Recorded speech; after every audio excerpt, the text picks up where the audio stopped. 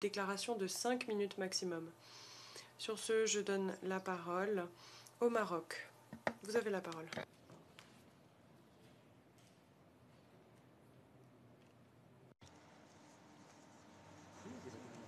Je vous remercie, Madame la Présidente. Je voudrais saisir cette occasion pour vous réitérer mes sincères félicitations pour votre élection à la présidence du comité, qui illustre la confiance placée en vous par les membres de cet organe. Je tiens également à féliciter les membres du bureau pour leur élection. Madame la Présidente, le Royaume du Maroc ne répétera jamais assez qu'aucune raison ne justifierait le maintien de la question du Sahara marocain à l'ordre du jour de ce comité, ni à celui de la 4e commission. La Charte des Nations Unies a bien établi une séparation entre ces organes en distinguant clairement entre leurs mandats. Ainsi, conformément à l'article 12.1 de la Charte de l'ONU relative aux prérogatives de l'Assemblée générale, la question du Sahara marocain devrait être exclusivement discutée au Conseil de sécurité. C'est cet organe principal qui en est saisi depuis 1988 dans le cadre du chapitre 6 de la Charte des Nations Unies relative au règlement pacifique des différends et nullement comme une soi-disant question de décolonisation. Comme nous l'avons constamment souligné à chacune des sessions du C24, le Sahara a toujours fait partie intégrante du Maroc, et ce, bien avant sa colonisation espagnole en 1884. Même l'appellation du soi-disant Sahara occidental ne lui a été donnée qu'après son occupation par l'Espagne. Le Maroc a récupéré son intégrité territoriale par étapes et à travers des accords internationaux négociés avec les différentes puissances coloniales. Ainsi, après avoir obtenu son indépendance de la France et récupéré Tanger en 1956, le Maroc a engagé des négociations avec l'Espagne conformément aux résolutions de l'Assemblée générale des Nations unies qui ont abouti au recouvrement progressif des régions situées dans le sud du royaume, savoir Tarfaya en 1958, Sidi Ifni en 1969 et enfin Saqi al-Hamra et Wadi al-Dahab le 14 novembre 1975, conformément à l'accord de Madrid. Cet accord a été dûment consigné auprès du secrétaire général des Nations unies le 18 novembre 1975 et validé, je le répète, validé par l'Assemblée générale des Nations unies par sa résolution 3458B du 10 décembre 1975. La marocanité du Sahara a été également confirmée par l'avis consultatif de la Cour internationale de justice du 16 octobre 1975, qui a reconnu que le Sahara n'était pas terra nullius au moment de son occupation par l'Espagne et établi l'existence de liens légaux et historiques d'allégeance entre les tribus du Sahara et les rois du Maroc. C'est cette allégeance du peuple marocain à la monarchie de Tanger al-Ghouera, enracinée dans l'histoire millénaire du royaume du Maroc, qui est le socle de la souveraineté du Maroc sur l'ensemble de ses territoires, y compris son Sahara. Ainsi, depuis la signature de l'accord de Madrid, le principe de l'autodétermination, tel que préconisé par le chapitre 11 de la Charte des Nations unies, a définitivement cessé de s'appliquer au Sahara marocain. En effet, les paramètres édictés par les résolutions fondatrices de l'autodétermination, en l'occurrence les 1514 et les 1541, ne sont nullement prédicables au Sahara marocain. En effet, le principe 4 de la résolution 1541 stipule, et je cite, « Il y a obligation à première vue de communiquer des renseignements à l'égard d'un territoire géographiquement séparé, ethniquement ou culturellement distinct du pays qui l'administre. » Fin de citation.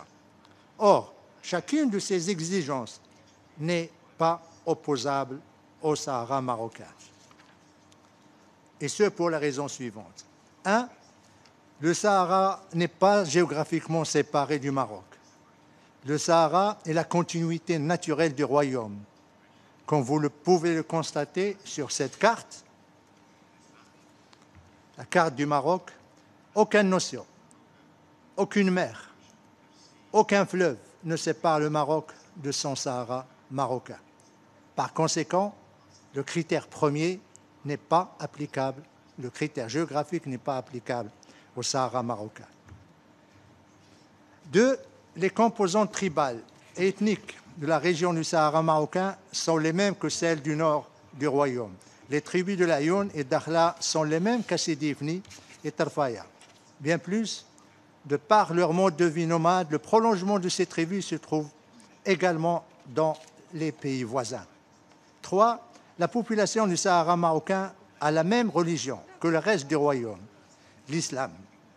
Les prières dans les mosquées se faisaient au nom de Sa Majesté le Roi, commandeur des croyants, bien avant l'occupation espagnole, aussi bien à Laayoune, Dakhla, Kefez, Marrakech ou Rabat. 4. L'arabe et le dialecte hassani sont les langues maternelles parlées aussi bien à Laayoune, à Dakhla qu'à Tantan Isaac. Enfin, 5e, la culture hassani et le patrimoine partagé entre les régions du Sahara et celles plus au nord du royaume. Il est célébré et protégé comme patrimoine national sur l'ensemble du territoire marocain. Ainsi, l'inapplicabilité de tous ces critères au Sahara marocain s'ajoute à la force juridique, les vérités historiques et la légitimité politique pour attester, s'il en est encore besoin, que le Sahara marocain n'est ni une prétendue question de colonisation, ni un sujet d'autodétermination, et encore moins un soi-disant territoire non autonome. Une simple comparaison entre le Sahara marocain et les territoires inscrits sur l'agenda du C24 vous démontrera qu'il n'existe aucune similarité avec les situations des 16 territoires non autonomes.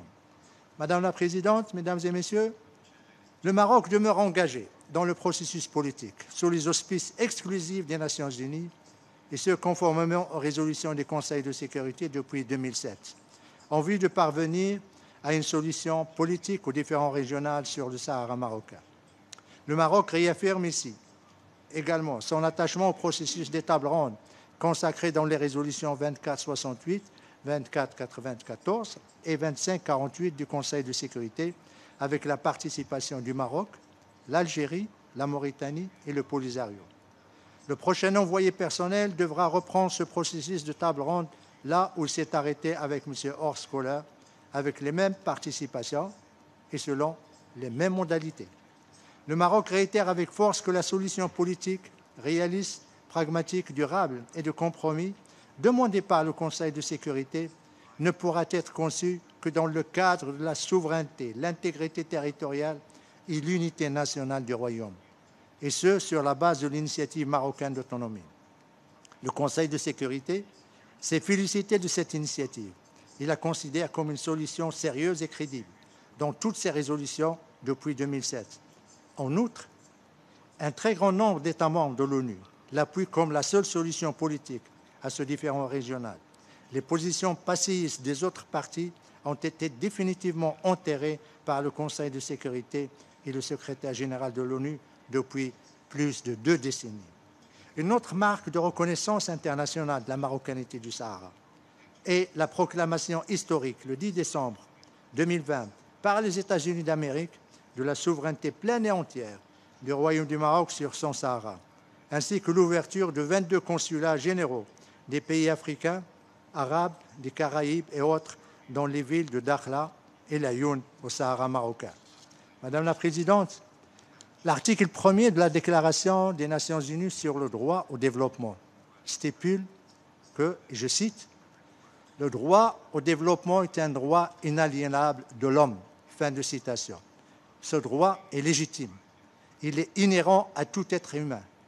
L'ONU ne conditionne sa jouissance à aucun statut, ni solution politique, ni situation géographique. Bien plus, ce droit ne doit en aucun cas être l'otage d'un différend régional, ni lié à un processus politique, ni victime des manœuvres d'un groupe armé séparatiste. Conscient de sa responsabilité à l'égard de tous ses citoyens, le Maroc a entrepris des efforts colossaux pour assurer le développement socio-économique et l'émancipation politique de ces provinces du Sud. En effet, grâce à la clairvoyance de Sa Majesté le Roi Mohammed VI, le Sahara marocain est devenu un exemple de développement socio-économique tant dans sa région qu'en Afrique, particulièrement depuis le lancement en 2015 du nouveau modèle de développement d'un budget de plus de 8 milliards de dollars. Madame la Présidente, Suite au blocage par les milices armées séparatistes du Polisario, pendant plus de 3 semaines du passage routier de Guelgaras entre les frontières du Maroc et de la Mauritanie, le Maroc a entrepris le 13 novembre 2020 une action de génie civil par laquelle il a rétabli une fois pour toutes la libre circulation des personnes et des biens dans ce passage. À cette occasion, je voudrais réaffirmer à ces milices du Polisario qui se comportent comme des brigands, qu'ils ne mettront plus jamais les pieds dans cette partie du Sahara marocain. Je le répète, ils ne mettront plus jamais leurs pieds dans cette partie du Sahara marocain. Madame la Présidente, la communauté internationale s'inquiète du sort des populations séquestrées dans les camps de Tindouf où un blocus inhumain leur est imposé. Ces populations sont victimes de toutes les formes de violation de leurs droits les plus élémentaires.